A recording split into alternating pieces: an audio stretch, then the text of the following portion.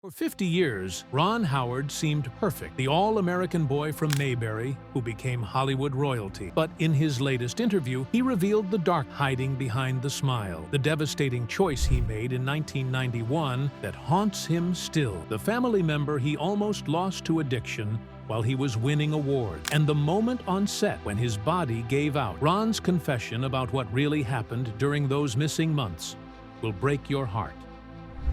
Ronald William Howard was born on March 1, 1954, in Duncan, Oklahoma. And from the moment he opened his eyes, the room already spoke in dialogue. His father, Rance Howard, had adopted Howard as his stage name back in 1948 before joining the Air Force. His mother, Jean Spiegel, trained as an actress and married Rance in 1949 in Winchester, Kentucky.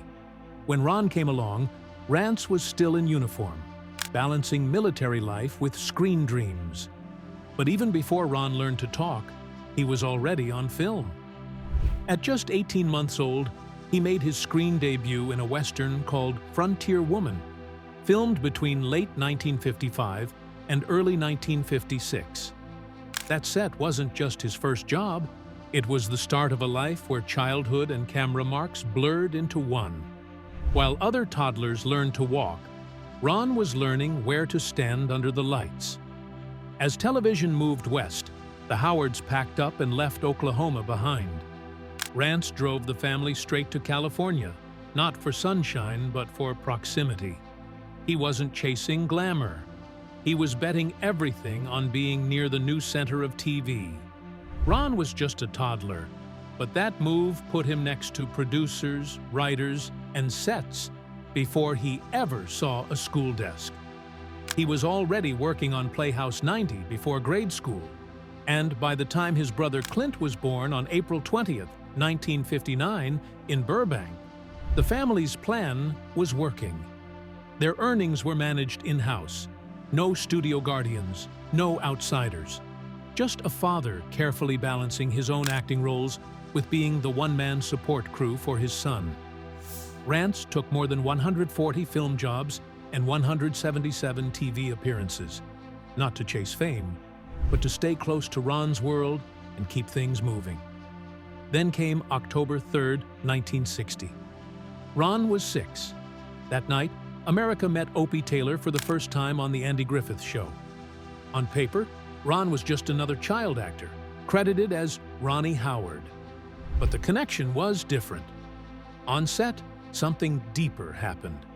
Rance didn't just drop his son off, he challenged the writers.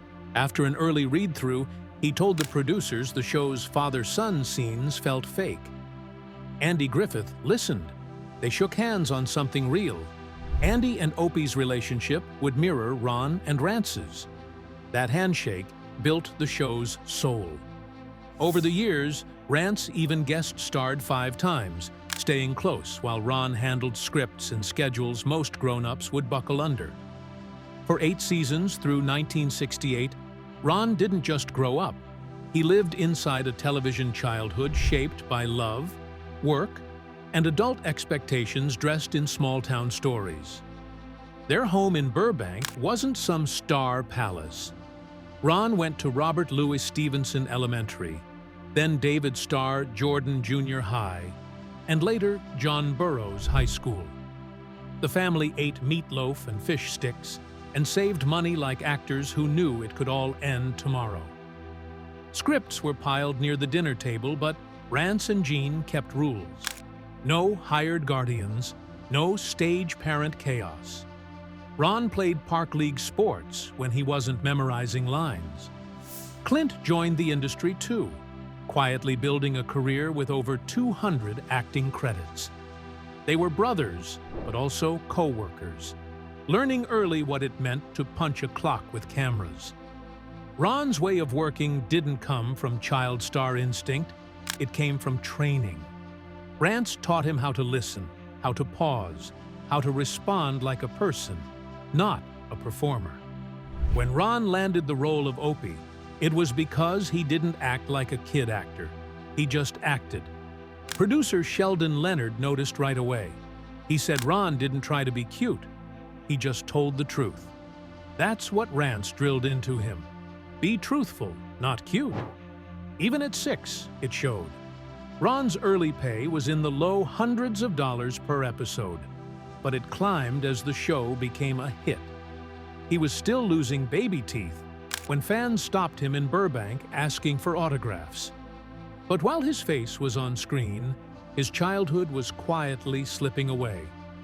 One of the most unforgettable moments came in 1963, Season 4, Episode 1, Opie the Birdman.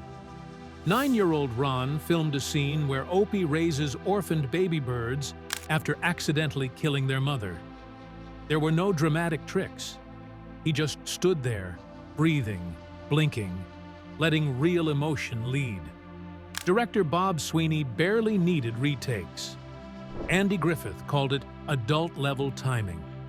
Ron used substitution. If the scene called for sadness, he thought of something that actually hurt. Then he let it go when the camera stopped. That wasn't just talent. It was control most kids never have. But even with love on set, Ron felt alone. He called those years a golden cage. Safe, but sealed. On set, he had a tiny schoolroom near Stage 40 at Desilu, Cahuenga. California law said 3 hours of school, 8 hours total per day. A welfare worker stayed nearby, but Ron didn't have real classmates. He did math while Grips rolled dollies. At lunch, he sat with his dad or the prop guy. Andy would play guitar. Don Knotts told clean jokes. They tried to make it feel normal. But Ron missed sandlot baseball and neighborhood bike rides. He didn't complain, but he felt it. In 1962, the Music Man brought a new kind of pressure. He was 8 years old and cast as Winthrop Peru in a big-budget musical. He was tone-deaf. He had 2 left feet. Music conductor Ray Heindorf spent hours coaching him through the song Gary, Indiana. Ron panicked during the soft shoe routine and whispered to Shirley Jones, "I can't do it, Shirley. I can't do it." She helped him calm down. The crew shot him from the knees up and added tap sounds later. But it worked. His shy, sweet performance helped make the film one of the biggest hits of 1962. What no one saw was how hard he'd fought behind the scenes. Between takes, Ron memorized not just his lines, but Shirley Jones's too. He played with dolls and acted out full scenes, directing miniature actors through their marks and lines. To others, it looked like play. To Shirley, it looked like a director in the making. Rance had already started writing scripts for the Flintstones and other shows. He taught Ron how to break down a scene, how to understand a character's reason for every word. Those lessons didn't disappear. They stayed buried until Ron started directing films like Grand Theft Auto at just 23. By 1966, Ron tried something new. He joined The Monroes, a Western series filmed in the Wyoming Rockies. It was rough, real terrain. He learned horseback riding by watching ranch hands. The location was expensive.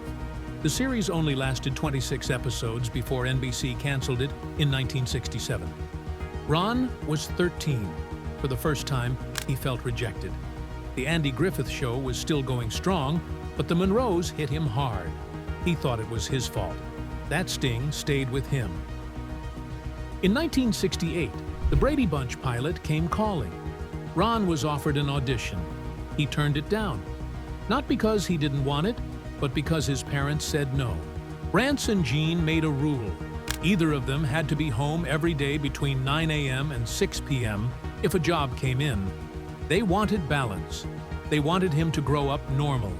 Ron wanted that too. At 14, he craved school, space, friends. He passed on the audition, and it might have saved his career. Because by 1974, he became Richie Cunningham on Happy Days, the role that carried him into his teen years and gave him the money and freedom to step behind the camera. In 1969, Ron's agent pulled off something big. He secured Ron residuals from the Andy Griffith Show reruns, about $50,000 a year. That was more than Sandy Koufax earned at his peak in baseball. But the Howards didn't splurge. They kept it lean. They opened savings accounts, bought U.S. bonds, and lived the same as always.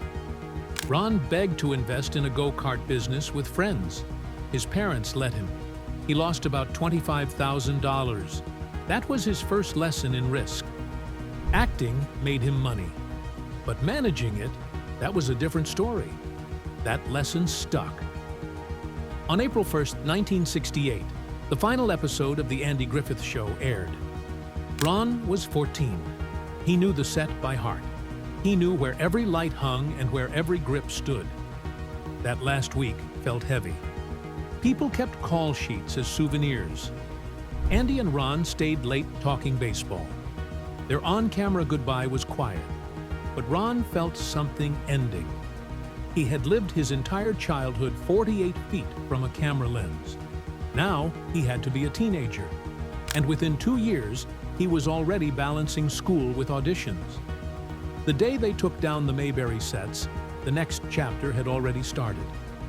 In 1974, Ron Howard was just 19 years old when he walked into Garry Marshall's office and changed the course of his life. He didn't read the lines like the others. He just sat down and ordered a cherry phosphate like he'd been going there every day. The chemistry with Henry Winkler was instant. It wasn't in the script, but it didn't matter. For 12 minutes, Ron became Richie Cunningham, and Marshall saw it.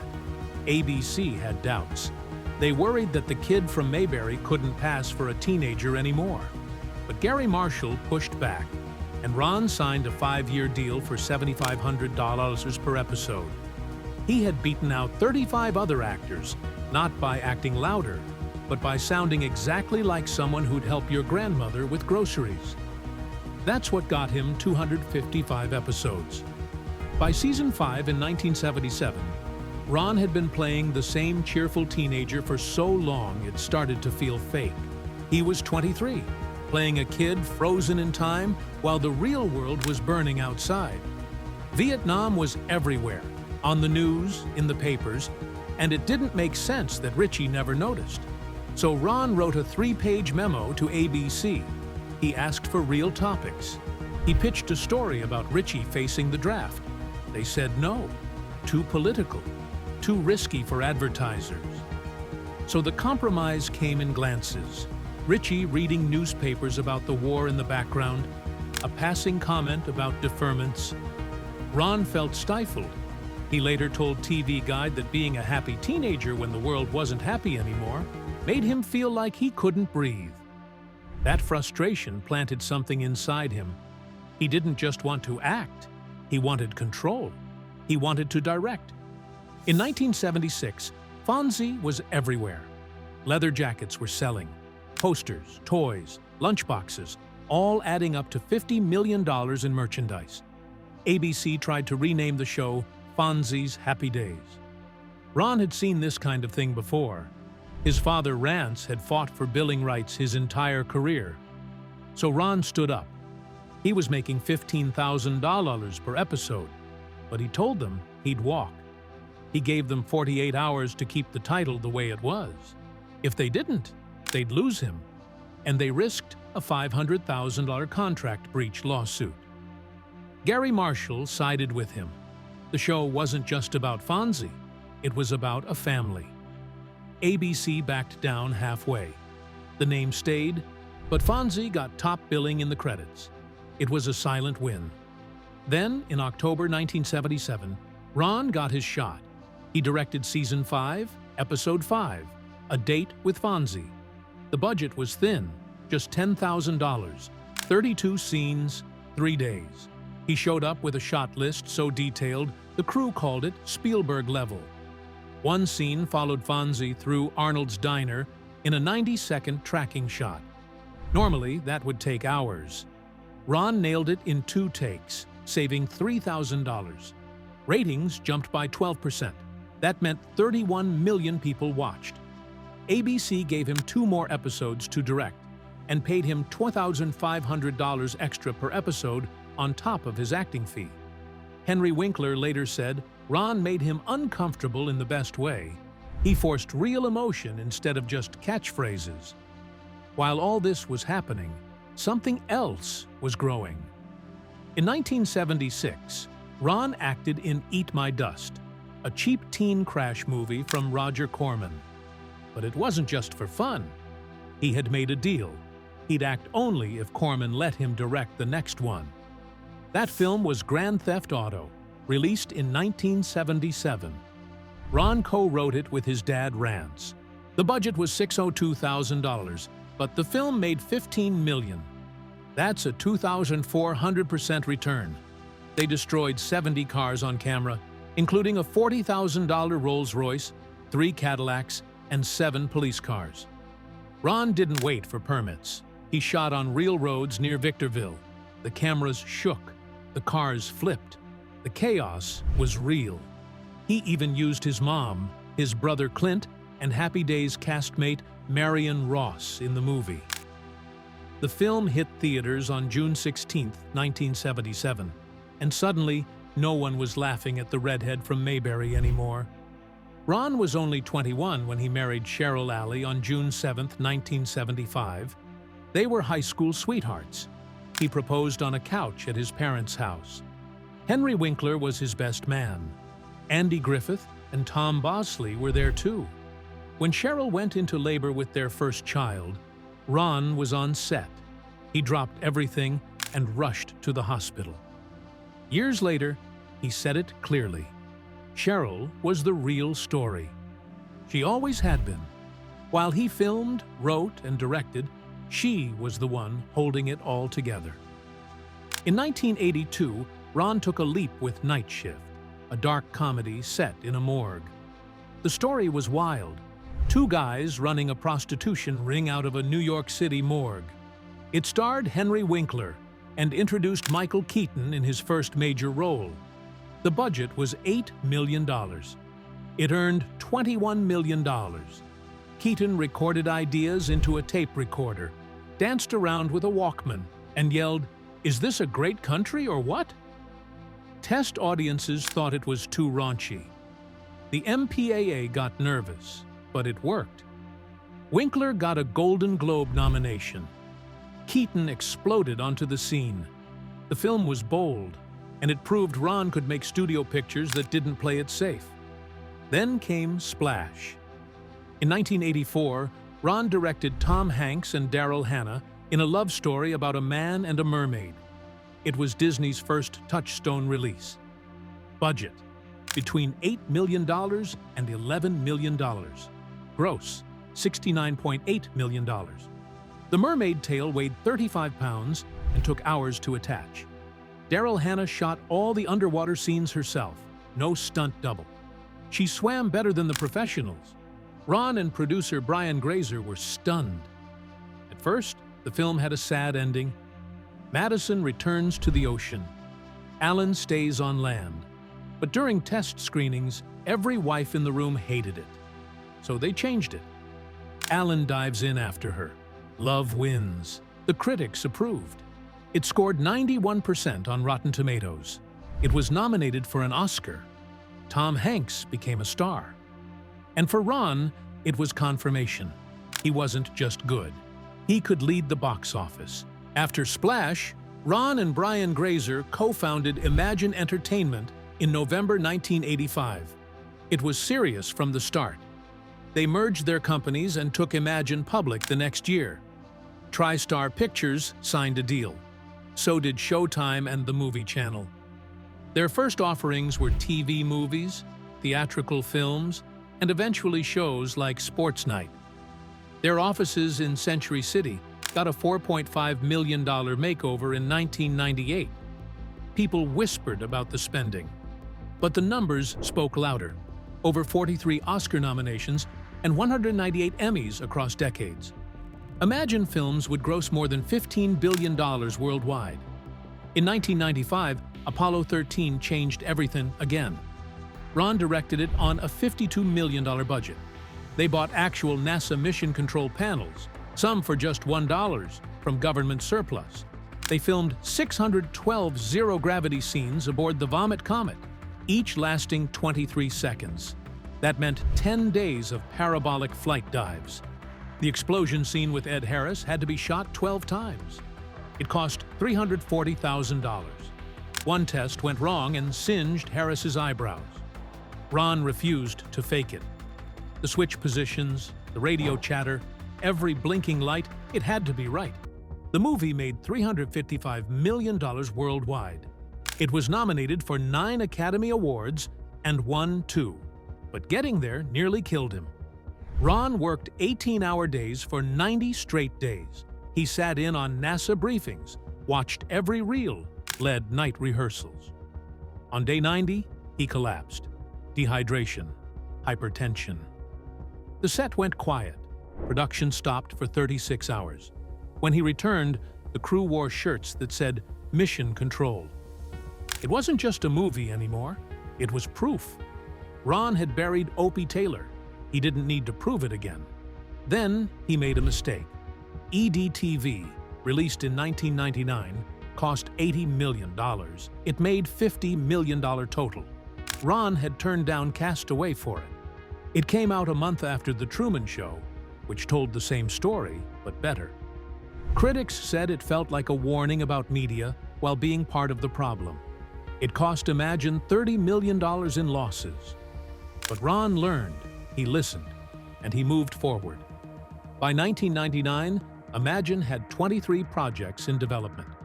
Universal gave them funding for 6 films per year, each with a $60 million cap. Ron didn't direct all of them, but his name was on every one. The offices were busy. The staff had grown to 140 people. Their output in the 1990s alone had earned $2.3 billion. In 2001, Ron Howard stood behind the camera directing A Beautiful Mind with a $58 million budget and something different in mind. He wanted to make the audience feel what John Nash felt, not through dizzying effects or strange filters, but through silence, through trust. He filmed Nash's hallucinations with no visual cues, no shimmering edits, no warning. The characters Charles Herman and William Parcher felt real because, to Nash, they were.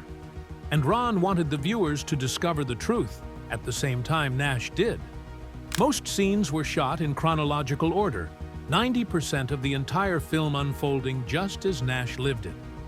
Ron returned to Princeton 3 separate times to get it right.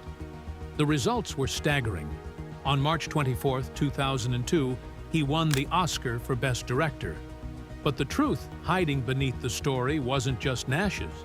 It was Ron's, too, because behind the award-winning setups and smooth edits were pieces of his own life scattered across decades of filmmaking, regret, pressure, family, and quiet pain. A Beautiful Mind was a success, but it didn't escape backlash. Critics attacked the omissions. They noticed the missing parts of Nash's story: the affairs, the abandoned son from 1953, the 1954 arrest that cost him his security clearance. Mathematicians called out the simplified explanation of Nash equilibrium. But none of that stopped the movie from pulling in over $313 million worldwide. It won 4 Oscars. Ron had proven that a story could still win hearts, even when it trimmed the sharpest edges off reality. Just 5 years later, Ron was facing a very different kind of chaos. In 2006, he directed The Da Vinci Code on a $125 million budget with Tom Hanks as Robert Langdon. But the Catholic Church wasn't welcoming. Saint-Sulpice in Paris and Westminster Abbey in London both shut their doors. Ron's team had to recreate entire churches digitally, and even that didn't go smoothly. At Saint-Sulpice, the virtual coordinates were off by centimeters, and nothing matched the compositor's expectations. Westminster's scenes had to be filmed instead at Lincoln and Winchester cathedrals. Lincoln charged $100,000 and allowed filming from August 15 to 19 in 2005. The Louvre gave permission, but only at night. No lights on the Mona Lisa. So 5 fake copies had to be made just to get the shot. The film grossed $758 million worldwide. The numbers looked easy. The process never was.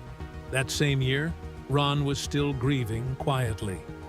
His father, Rance Howard, had been in nearly everything: Apollo 13, Splash, A Beautiful Mind, Parenthood. But on November 25, 2017, Rance died at 89 in Los Angeles, just months after his wife Judy had passed in January.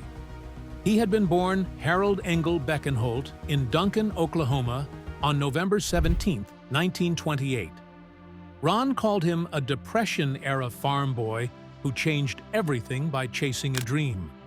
Rance had been on The Waltons, Seinfeld, Grey's Anatomy, and even earned an Emmy nomination for Through the Magic Pyramid. The man who taught Ron how to act and how to listen was gone. In 2008, Ron tackled Frost Nixon, based on the 2006 play. With a $25 to $29 million budget, he captured the quiet war between David Frost and Richard Nixon. He studied archival footage. He watched every twitch, every pause, every breath. When Frank Langella finally said Nixon's infamous line, "I let the American people down," it hit like thunder. The film earned 5 Oscar nominations at the 81st Academy Awards, including Best Picture and Best Director. But despite the acclaim, it only brought in $28.5 million. It was one of the rare Best Picture nominees that lost money. Long before all this, on June 7, 1975, Ron had married his high school sweetheart, Nancy Morgan. They were both 21. They made a rule from the start: no work talk at dinner. That rule held for 50 years. Nancy had acted too. She'd been on Happy Days. She understood the business, but she protected their home. They raised 4 kids: Bryce Dallas, twins Jocelyn and Paige, and Reed, while Ron juggled sets and studios. When Bryce was born on March 2, 1981, Ron did something he later regretted. He directed her school play when she was 5. He meant well, but it pushed her into acting before she chose it herself. Years later, he apologized. She forgave him. She studied at NYU's Tisch School and launched on her own with The Village in 2004, later earning $8 million per Jurassic World film. Ron stepped back. He didn't push the others. He had learned. But not all lessons came easily. In the 1980s, his brother Clint fell into cocaine and alcohol addiction. Clint had been a child actor too, and Hollywood didn't treat him kindly. By 1990, he was at rock bottom. Ron told him the truth: go to rehab or lose the relationship. Clint chose life.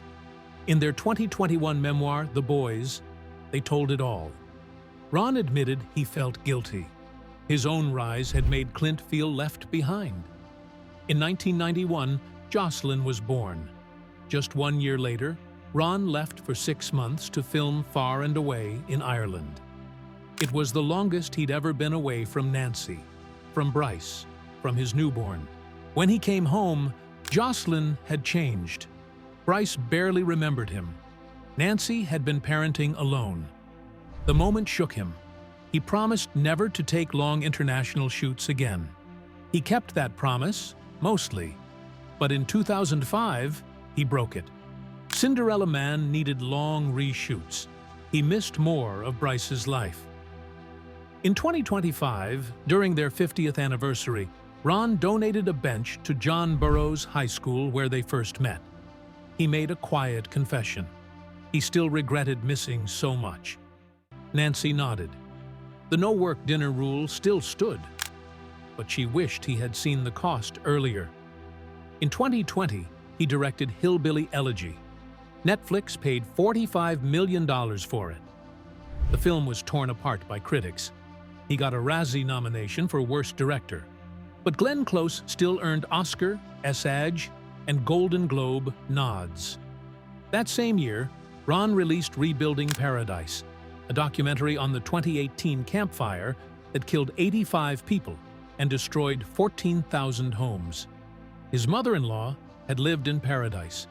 The footage, The stories, it broke him. He called it the hardest project he'd ever done.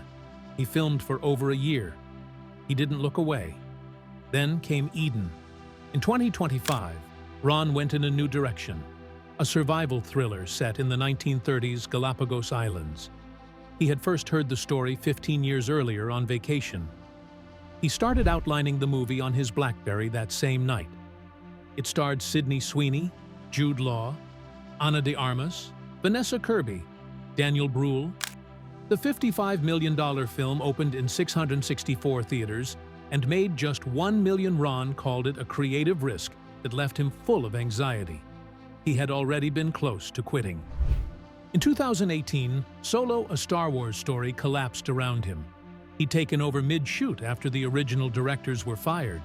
He reshot 70% of the film. It still bombed. In 2025, he said publicly that Solo almost ended his directing career.